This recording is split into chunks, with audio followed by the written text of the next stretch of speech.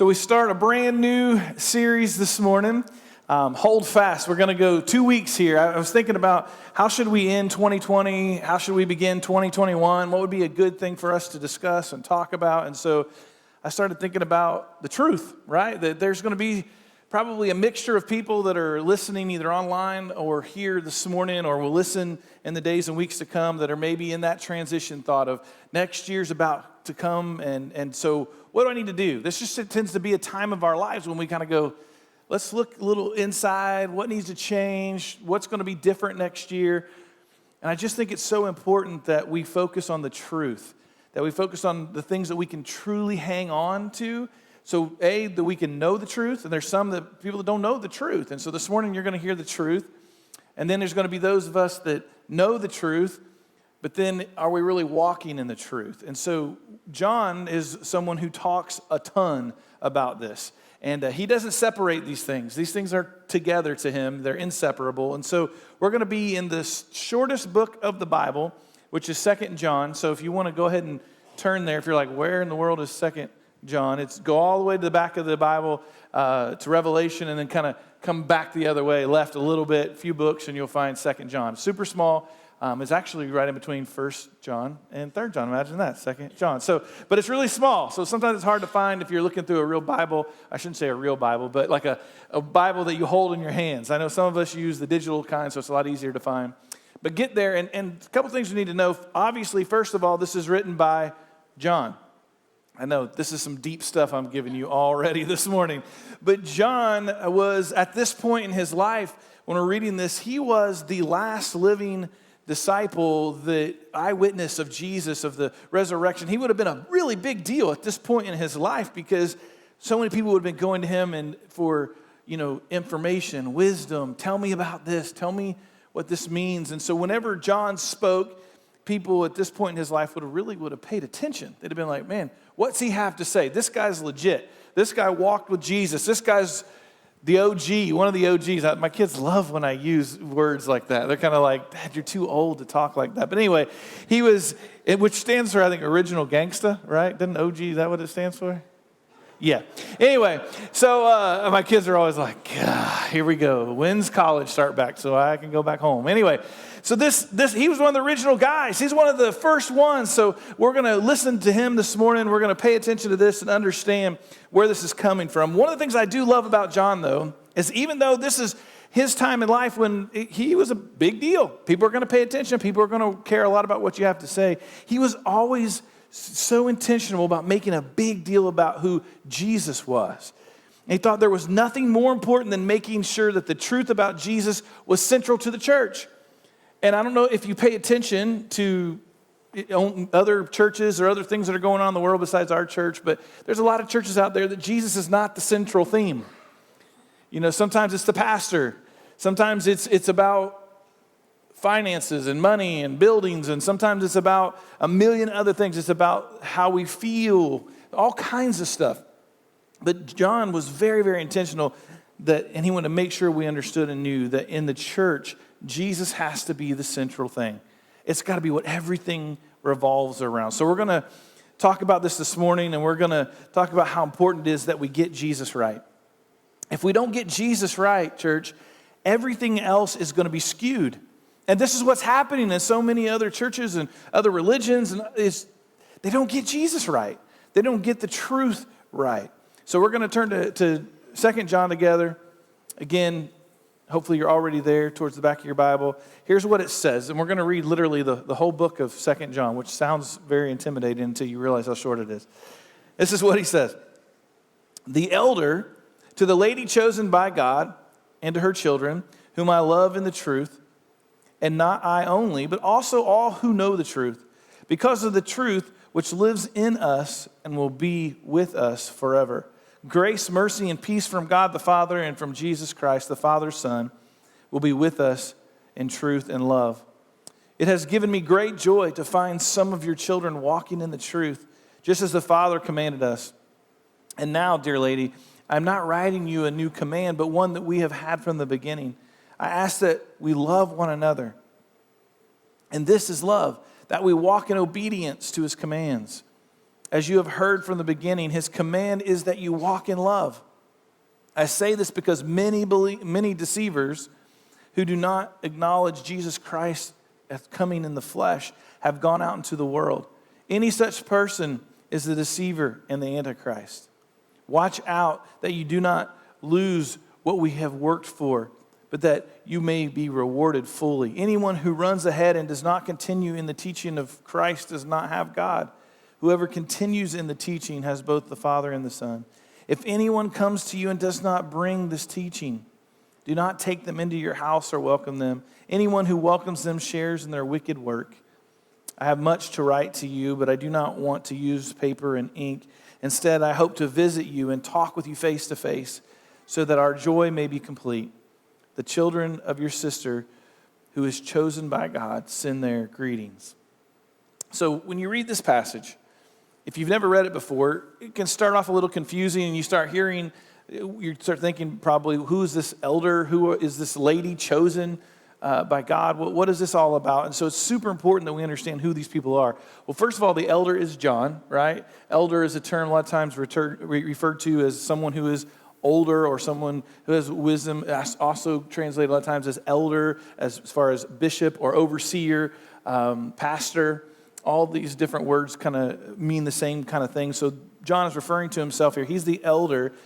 And even though there's some debate as to who the chosen lady may be, a lot of scholars, and myself included in this, which doesn't make it that much better, but think about the scholars, what they believe, is that this is not an individual lady or person, but this is actually John referring to the church.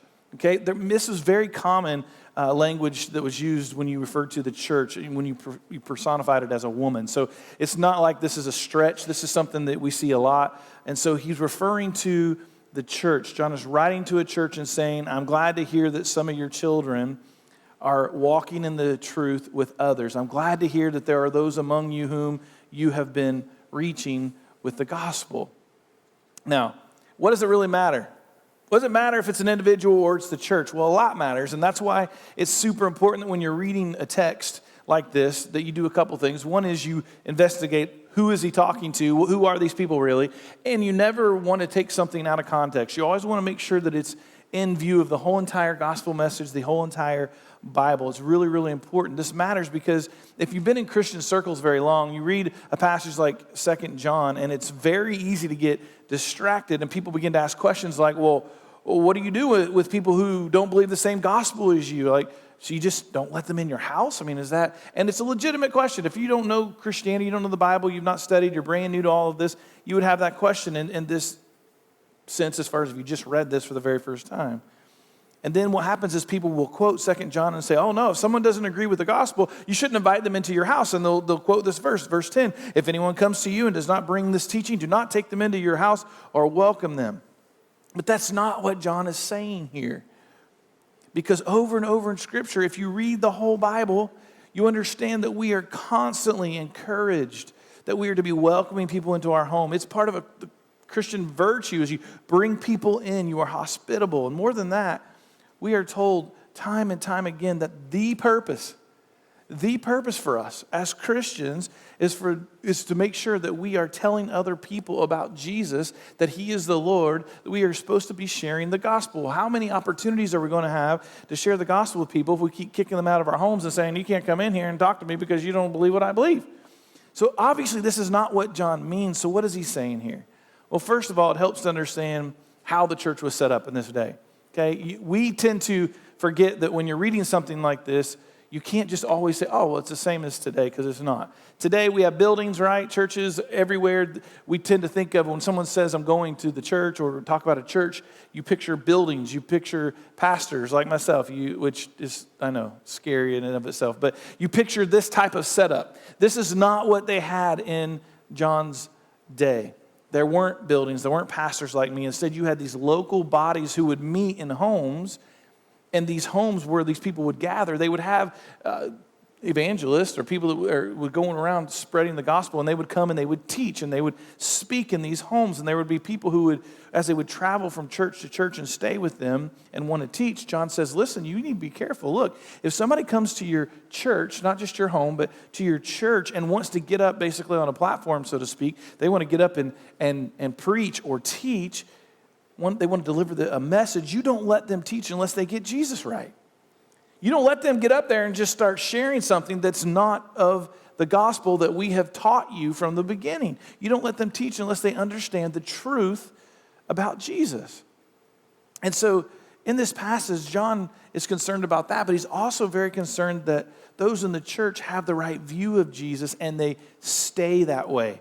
So we're going to unpack this book this week and next week. I'm going to draw today from this and the things that we need to make sure we hold to. Then next week, we're going to talk more about addressing some of the warnings and talk about false prophets and antichrist and deceivers, those portions of this passage.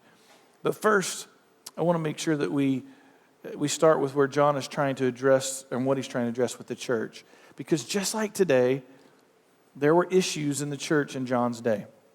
There's always been issues in the church. There's always been things that the church was struggling with, people were struggling with. If I went around and asked you guys, what are some things that people are struggling with, not just when we say the church, meaning our church, but in churches in general, people in general, Christ followers in general, the world in general, we would be able to name things. Some of those things would be very similar to the same things they were dealing with back then, but a lot of them would be new. They would be maybe a little different or a lot different.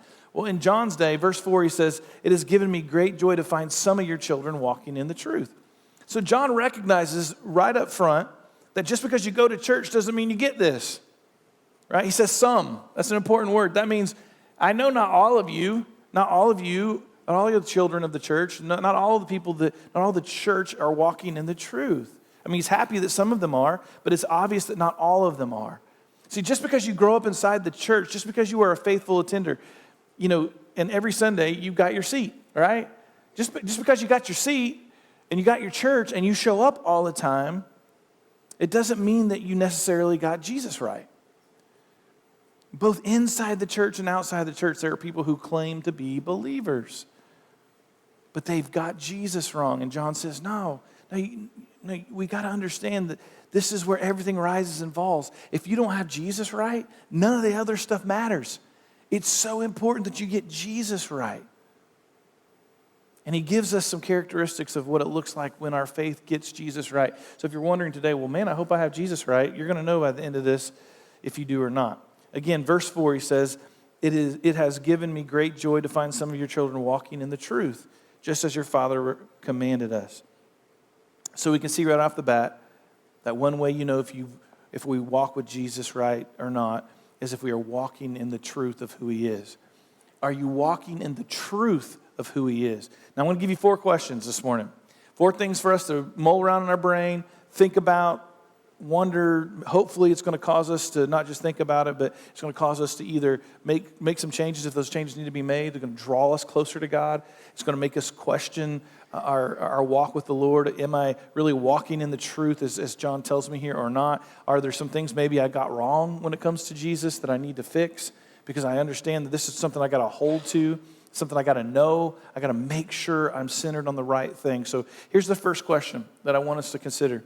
And that is my faith based on my feelings or is my faith based on the truth? Is my faith based on my feelings or is my faith based on the truth? Because John states it so clearly that this is how you know. This is how you know you got Jesus right, if you're walking in the truth of who he is. And it's not based on your feelings. Because if your faith is based on your feelings, we will only follow Jesus when we feel like it.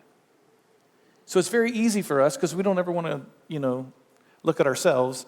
It's very easy for us to go, oh boy, I know some people like that. They only follow Jesus when they feel like it. Well, maybe they're an extreme version and you know who that is, but how about you? Are there times where I don't do such a good job following Jesus because I just don't feel like it? If that's you, if you are shifting that easily just when it comes to I'll follow Jesus when I feel like it, then John says you're not walking in the truth of who he really is. And that's just so many people who claim Christianity. They don't live it out when it's not convenient or easy. And it's why they get mad at God when things don't go their way. Because all of a sudden, I don't feel right. I'm not happy about this. But no matter how we feel, God is still God and he is still truth. Our feelings don't change who God is. Our feelings don't change the truth. And if we truly believe that and we walk in that truth when the hard times come and the happy feelings aren't there, we can still hold fast to the truth of who he is and what he has promised. See, this is why it's important to figure out, is my Christianity really based on my feelings? Is it doing this yo-yo type of a thing?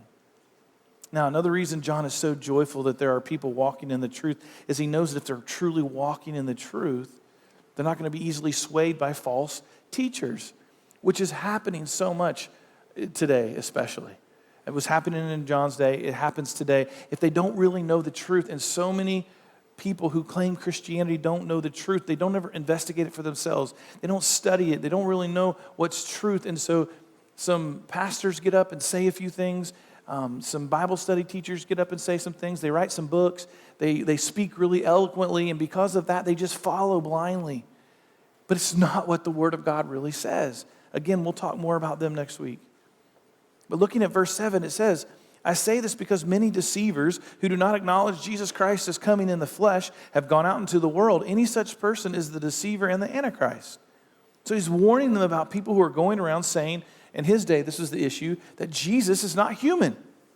That's what they were saying. He's not human. Jesus didn't really come to the earth. Jesus didn't just appeared to come to earth. And that's what they were saying in John's day, and that's how they were getting Jesus wrong. And because they were getting that wrong, they weren't walking in the truth of Christ. Now, this was coming from it was the Greek system of thought called Gnosticism. And it held this is kind of what it talked about. It was that the flesh was inherently evil and that the spirit was inherently good. So Jesus could not be God and could not be good as the spirit and inhabit flesh. And so they said Jesus wasn't really human. He just looked human. This is what they were believing. This is what they were preaching and teaching. This was Gnosticism. And now today, if you look around, we have some of that, but what's kind of happened and taking place a lot more today is that everybody wants to say Jesus wasn't God. Yes, he was human. They don't have trouble with the human part, a lot of people. I get Jesus. I know there's just too much proof. There's too much things that we have out there. They show that this man Jesus lived and he walked the earth. And yeah, I get that, but he wasn't really God.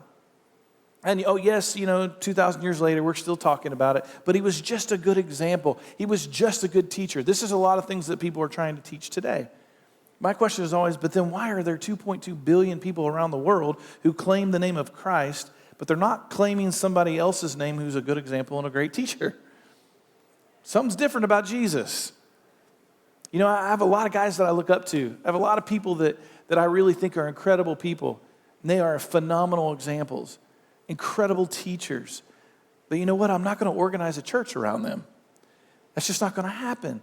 Jesus' name has endured for 2,000 years, not because he was a good example, not because he was a good teacher, although he was a great example, a perfect example, and he was an amazing teacher, but those things fall so far short of the truth that John has in mind here. Remember, John's the guy also that wrote the Gospel of John. And we know from chapter 1, verse 1, he says this from the very beginning. He says, in the beginning was the Word, and the Word was with God, and the Word was God. He's talking about Jesus there. John is always pointing us to this reality that Jesus is not just God, and Jesus is not just human. Jesus is the God-man. He is both. He's human because if he wasn't, he couldn't identify with us, and he couldn't be our representative, and he couldn't take the punishment of our sin. But it's also important to recognize that Jesus was God. Jesus is 100% human because he can die and take on our sins. He's 100% God because he didn't stay dead, but he rose from the grave. That's the truth. That's getting Jesus right. And John says, here's the deal. When you get that right, you don't have to depend on what you think or feel about Jesus. You don't have to guess. And he says, when you get there, when you finally figure out who he is, like I was saying earlier this morning when we were worshiping, when you finally figure out who he is, and that light bulb goes off, so to speak, in your mind, and you're like, oh my goodness, that's who Jesus was. Oh my goodness, that's what Jesus did. And then it starts becoming more and more real to you, more and more personal, and you're like, wait a minute, That was for me. It wasn't just for the good people, because there are no good people.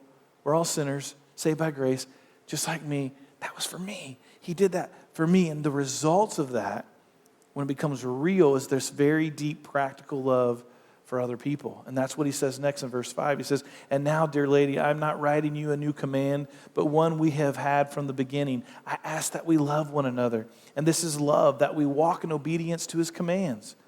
As you have heard from the beginning, his command is that we walk in love. And so this brings me to our second question, which is my faith producing self-centeredness, or is it producing selfless service? Is my faith geared around me advancing, or is it geared around Christ being glorified? John says, if you know the truth about Christ, it frees you to love one another. See, and he's not talking about this in a verbal sense. We've got to wrap our brain around this. He's not talking about this from a sense of, I love you, man. Right? We say that a lot. Or maybe not everybody. some people are like, my dad or my mom, they never told me they love me. But a lot of people will say, I love you, or, you know what, love you, bro, love you, man. We say those types of words. But if you remember James was awesome about this. James, in his book, he asked the question, what good is it to see your brother or sister in need and say, be warm and be filled? Right? He was like, what good is it for you to say those things if you're not going to do anything about those things? So James understood, like John, that the truth of the gospel says you can't just speak love, you have to be love. And you're not going to be love unless you're walking in the truth of Jesus. This all flows together. So if you're having trouble loving other people, being kind to other people, not just with your words, but with your actions, if those things are hard for you, you need to question if you're walking in the truth, if you really understand who Jesus is. Now, these two concepts for John, if you read John, truth and love, man, they dominate all of his writings, both in his gospel and his 3 epistles. This is something he comes back to time and time again, because for John, these things are inseparable. You can't separate truth and love. You cannot have truth of who Christ is without the love that brings for those around you. So these things go hand in hand. Here's the third question that's related. John says when we get Jesus right and we are committed to the truth, it will produce love in a different way for different reasons. Remember verse 6, it says, and this is love, that we walk in obedience to his commands. As you have heard from the beginning, his command is that you walk in love. If we understand who Jesus is, if we get Jesus right, we are going to walk in the truth. If we walk in the truth, we are going to love one another. If we love one another, we're going to obey God, not so that we can look better, but because we actually love Jesus. That's the third question I want us to ask about our faith, which is, am I obeying God because I need other people to see me, or am I obeying God because I love Jesus? Why are we really obeying God? Are we obeying God because sometimes it makes us feel better because when other people see us obeying God, they say nice things about us? Is that why we're doing what we're doing? Are we doing it because there's other people that we really like or we respect and they've asked us to do something, and so of course I want to do it because I want to make them happy? Why are we really obeying God? Are we obeying God because we love Jesus? Or are we obeying God because it gets us stuff? There's literally people in this world that give financially to churches and nonprofit organizations and charities. One, because it gives them a tax write-off. That's why a lot of people do it, which is sad that that's the biggest reason they do it. The second reason a lot of times they do that is they think, because preachers have preached it forever, if you give money, you're going to get more back. And so that's literally why they give. They don't give because they love Jesus and the church and the gospel message. They want it spread. The driving force behind why they give is A, I'm going to get a tax write-off, and B, maybe God will give me even more. Those are not the reasons that we are supposed to be doing things. It's not the reasons that we love. It's not the reasons that we give. Now, there's a couple passages that that talk a lot about this. I'm just going to read one. Matthew 6:1 says, be careful not to practice your righteousness in front of others to be seen by them. If you do, you will have no reward from the Father in heaven. So it's not that we can get to decide if we want to obey or not. It's really about what's our motivation. We know we're supposed to obey. We know we're supposed to love this way. We know we're supposed to walk in the truth. But we've got to start asking deeper questions of, why am I doing what I'm doing? What's the motivation behind what I'm doing? Am I using my gifts and talents because it brings attention to me? Is that why I'm using them? Is that why I'm doing them? You know, and I've picked on a lot of different professions, so I won't single any of them out today, but a lot of times our profession, what we do, pays us decent money, or sometimes in some cases really good money. But that same profession, if we were to kind of say, I'm going to use that within the church world, we don't like to do that as much because it doesn't pay real well. As far as the church, it's a volunteer position here. And so a lot of people won't use those gifts and abilities that they have within the church because really the motivation is all about the money. And if the money's not there, they're not going to do what God has gifted them to do for him. So we've got to get deeper into this and go, what's my motivation? Why am I really loving other people? Why am I really serving God? Why am I doing this? Why am I acting in obedience here? Is it really more about me than it is about Jesus? John says this is so important. This is part of getting Jesus right. Because we can do good things. We can do things that we're supposed to do. We can read the Bible and say, okay, I'm going to do that. But if our motivation isn't right, then we don't have Jesus right. We've got to know the truth and be walking in the truth. And here's the fourth one. Am I demanding more revelation from God, or am I content with Christ? Look at 2 John 1:9. It says, anyone who runs ahead and does not continue in the teaching of Christ does not have God. Whoever continues in the teaching has both the Father and the Son. So Jesus is the pinnacle of God's revelation. It just seems like, to me, this is becoming a bigger and bigger issue. And I don't know if it's because we're getting smarter, or we think probably we're getting smarter, and we have more access to commentaries and the amazing internet that's just so full of truth. And I don't know if that's what it's driving us, but I feel like this has become something more and more that we are struggling with more knowledge. There's got to be more. There's got to be more. There's got to be more. Hebrews chapter 1, verse 1 and 2 says this. In the past, God spoke to our ancestors through the prophets at many times and in various ways.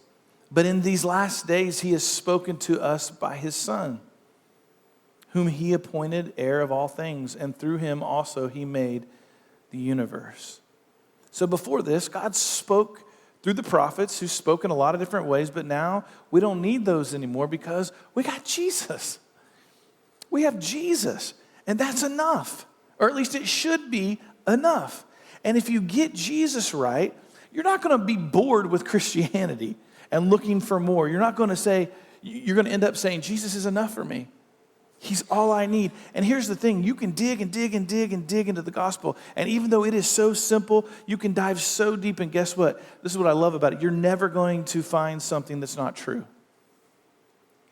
That's what I love about our faith. That's what I love about Jesus. It doesn't matter how many questions we have. It doesn't matter how curious we are. I would tell you, honestly, be curious. Ask questions.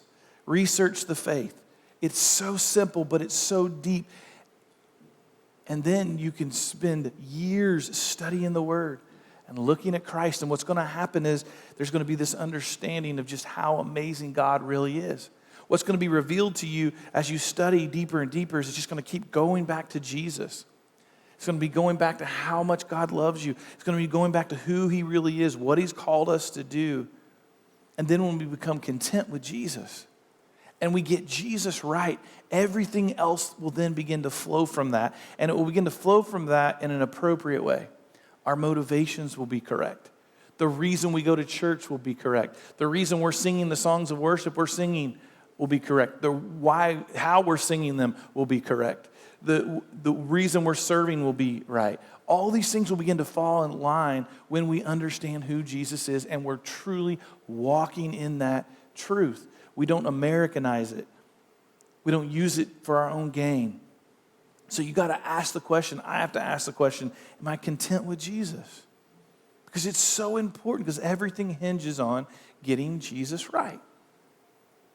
So this morning, the reason that I'm talking about this, the reason that we're going to spend this week and next week discussing this is because if you're going to go into 2021 and you're going to say, you know what, I'm really going to work on my relationship with Jesus. If you don't get Jesus right, you're just going to do the same things you've done before. And you're going to end up back in the same place that you've always been in because you're going to do these things for the wrong reasons. You're not really going to fall in love with Jesus. You're just going to try to do something, and the reason maybe that you're motivated is because you just want to feel better, which goes back to what we talked about earlier. Is your relationship with Jesus just really all about feelings? I just want to feel good. I just want to go to church and feel happy. I just want to stop being depressed all the time. Listen, Jesus is more than a feeling. That's a song, isn't it? A feeling. Yeah, I think it is a song. Anyway, this is more. Jesus is more than that. If you're striving for feelings, man, your Christianity is going to go like this, because that's what your feelings do. But if you know him as the truth, if you study him and you get it and you understand that it doesn't matter what happened in 2020. See, that's why Christians, those that truly walked in the truth throughout 2020, throughout a pandemic, they didn't panic. They didn't flip out. Were they frustrated? Absolutely. I think everybody was frustrated with 2020. No one likes to wear a mask. No one likes to, be told they can't go somewhere and they can't do something. Nobody likes losing their job. Nobody likes to wait for things in the mail forever. And no one likes that everywhere you go, it doesn't matter if you're trying to buy a new pair of shoes, it's blamed on the coronavirus, right? Everybody uses it as an excuse. Nobody likes that. It gets very frustrating to live in a world that's broken. But it doesn't shatter who you are. It doesn't take away all your joy. It doesn't make you freak out and go, oh my gosh, what's going to happen? Because you know what's going to happen because you've read this book. And you understand who's in control. And you understand who's got all of this. And you understand that he's not shaken by anything. And you understand that that's who your hope and your faith and your trust is in. And that's what you're walking in. And therefore, even though you're having a bad day, there's just a certain level that it just never gets under, because at the end of the day, I know where my foundation is. My foundation is built on solid ground. It's built on Jesus Christ. It's built on who he is and what he's done, and that God is in control of all things. And so if you're going to start somewhere, if you're going to start over, and I know that's what happens a lot. Again, I think that's a great thing. I think we should all maybe try to hit a reset button at some level in our walk with God, in our spiritual walk. But when you hit that reset button or you start over again, make sure you're starting on the right foundation. Make sure that I read an article this last week about this building that they built overseas, and they were talking about how crazy it was, and that it literally had, structurally, when you looked at it, they just went out of all the norms. And they said they wanted it to represent kind of like where we are today, that things don't have to have anything structured. Things can be unstructured. We don't have to have everything perfect all the time. And so they built this building that was just, it's crazy looking. It doesn't look like it should stand, but by the way that the architects designed it all. And as I was reading the article, the guy that was asking about it, he was driving past it, and he said, that's interesting. The guy was actually, I think he was a preacher or a professor, one. But he asked the guy that told him that, he's like, yeah, you look at that building, it's pretty crazy. It's all different than a normal building you see. He said, but I have a question for you. He said, what about the foundation? What did they do differently there? And the guy was like, oh, no, the foundation is always the same. You got to have the foundation the same, or the building isn't going to stand. And the professor was kind of like, okay. And I think you know where I'm going with that. You can try to do things different. You can try to get out of the norm. You can try to say, listen, I'm going to be different. I'm telling you, the foundation is always going to be the same. You're going to end up back in the same place eventually. And if not, and again, I know no one likes to talk about this, but there's a reality of the other side of life, right? Hell is a real place. Being separated from God is a real thing. And if we don't know Jesus, if we don't get Jesus right, John just talked about it. He says, listen, you don't get Jesus right, you're an antichrist. No one likes to be called that. But that's what it means. You are anti-Jesus. If you don't get him right, if you make him into be something different than what he really is, if you make him into some whimsical thing that, oh, well, he's going to give me what I need when I want it, and I'm going to do this so I get this, and that's all deeper it is. And I go to church at Christmas, I go to church at Easter, or I come to church, I sit in my pew, I do my thing, and I go home. Guys, it's so much deeper than that. And we walk and we obey and we go and we walk in the truth of Jesus consistently and obediently, both when it feels right and when it doesn't feel right. The reason we can do that is because we trust the foundation, that we know and we understand this is truth. Even when it hurts, we do this. I'm telling you, when you start over in 2021 with your spiritual life, if you're going to do that, get that foundation right. Get Jesus right. And hold on to that. Because that foundation is going to determine everything else from there. Again, there's some of us that have built some creative life, right? But when it comes down to that foundation, if it's not solid, it's going to crumble. So I want to challenge you to hold fast to Jesus, but hold fast to the Jesus, the right Jesus, the Jesus that's in here, the Jesus that John puts before us, the one that is truth. And what's the Bible tell us? That when we know the truth will set us free. So I want to encourage you to ask these questions, these 4 questions over and over and over again, because what they should do is be kind of a litmus test to us that says, how am I doing really? If I'm going to get honest, how am I doing really? And then hopefully that's going to actually draw you closer to Jesus and cause you to walk in the truth. So I'm going to pray, and then they're going to come, and we're going to have an invitation this morning. God, I'm so grateful, so thankful that men like John who followed you also wrote down in your word things for us to follow, and they didn't sugarcoat them. That they reminded us of truth, that they told us that we have to walk in truth, and if we don't, there are consequences. But they also told us that when we do walk in truth, what that will then begin to reveal in our lives, that we will begin to love each other the way we're called to love each other, and even the way we love each other will be done out of the right motivation. It won't just be because we have to love one another or you made us love one another, but we'll love one another because we really, really care. Because we know the truth, and we know what Jesus did for us, and we know the example he set for us, and the way he loved, and we'll want to be just like him. And we'll want our motivations to be like his. So God, as this year comes to an end, it is my prayer that we will look deep inside of ourselves, that we'll quit just taking our Christianity as this fluffy little thing that we kind of do that's kind of part of who we are, but that it will become everything. And that we will stand on the truth, and we will stand on your word, what the truth really says. And when the world begins to try to tell us something different, we'll know that it is wrong because we stood on the truth. God, I know that there's just so many different people that are both here this morning and watching online that are in different relationship with you right now. Some are riding a high because just good things are going on in their life, and they found you maybe for the first time, and they understand you maybe for the first time. And God, I'm thankful for that. But I also know there's others that are wandering. They have wandered away. They're struggling. This is all fake. They're just going through motions. They're not really, truly following you and walking in the truth. And Lord, I just pray that you would bring them home to you. Only you can do that, God. I can preach a million sermons, but none of those will matter if you don't do your part, if you don't call them. So God, I just ask for you to reach out and to touch and to call those people that need to know you. And God, that this end of this year and the beginning of next year, Lord, will be totally different for them because they've surrendered their life to you and they're walking in the truth. Pray it all in Jesus' name. Amen.